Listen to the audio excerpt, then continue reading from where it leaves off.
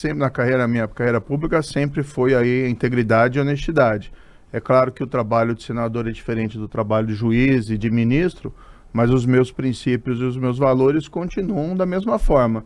Essas pessoas que se envolveram nesse caso, elas foram julgadas, foram condenadas, inclusive o próprio ator principal, vamos dizer assim, dentro do PP na época era o José Janene, que faleceu antes até da época da Lava Jato, né? Então, claro que essa minha marca continua exatamente como está e a gente não compactua com qualquer espécie de ilícito. Sérgio Moro, senador pela União Brasil do Paraná, aqui ao vivo conosco no Jornal da Manhã Paraná. Senador, o senhor tocou num ponto que sempre pipoca no noticiário, que é a questão da segurança pública. Já vem sendo muito ventilada como um dos principais temas para as eleições de 2026, mas para além da segurança pública, também já existe uma discussão sobre a impunidade. Você considera que existe um cenário de impunidade hoje no Brasil? Se sim, como combatê-lo? Ou se não, de que forma que a gente pode fazer com que a população sinta isso? Bem, nós temos a impunidade, primeiro, nos crimes de colarinho branco, entre eles a corrupção. Infelizmente, essa é uma agenda que ficou prejudicada nesse governo Lula, que ele é hostil. O país retrocedeu em muito, isso é um consenso geral, e o resultado está aí, né? Os criminosos, mais uma vez, sentindo confortáveis em, por exemplo, roubar, dá para falar, né? Roubar os velhinhos, roubar os aposentados, os pensionistas. Isso é de uma vergonha incrível, né? Que isso tenha acontecido nessa escala, pelo menos, o pessoal calcula aí até em 6 bilhões de reais, e os fatos são realmente assustadores. Agora, tem também o problema da violência, do crime violento e do crime organizado. O governo atual, o governo Lula, não tem uma política de segurança pública.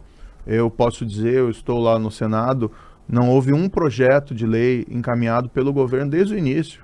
Não é que não tem projeto ruim, ou melhor, não é que eles encaminharam projetos ruins, eles não encaminharam nenhum projeto. A única coisa que encaminharam foi agora, 1 mês, 2 meses, essa PEC da segurança pública, que, a meu ver, não resolve nada. E esse é mais ou menos o consenso geral, que tudo que prevê a emenda constitucional já se pode ser feito atualmente, né? Inclusive, assim, ilustrativo, eles criam um fundo de segurança pública que já existe na lei, né? E não colocam uma fonte de recurso na PEC. Então, é algo assim, o despreparo é assombroso.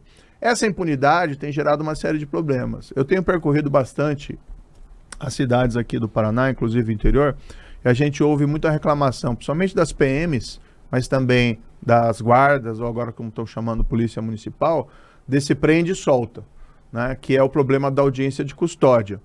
Então alguém é preso em flagrante, às vezes até por um delito que não é dos mais graves, é levado ao juiz, o juiz decide se ele fica preso ou se ele é solto. Em 40% dos casos, ele acaba sendo solto. E o grande problema é que isso acaba virando uma porta giratória. Então nós aprovamos ano passado um projeto no Senado Federal, eu relatei, para deixar mais rigorosa essa possibilidade de soltar, né? Então, olha, por exemplo, se você foi solto uma vez, não pode ser solto de novo, porque senão você vai desmoralizando a própria lei, a justiça e a atividade policial.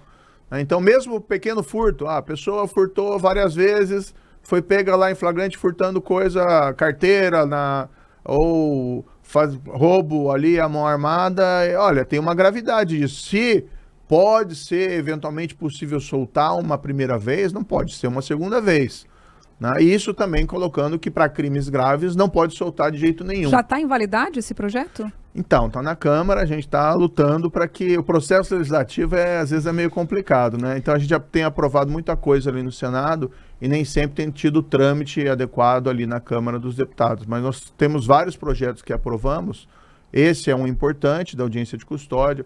Outro que a gente aprovou é o Banco Nacional de DNA, para a gente aumentar a coleta do DNA e dos presos. Vamos votar agora na quarta-feira, que é um projeto, a meu ver, bastante importante, que a gente recebeu ajuda de boa parte da magistrada. Vários magistrados nos ajudaram a fazer esse projeto, que é criar o crime de narcocídio. Qual que é a ideia aqui?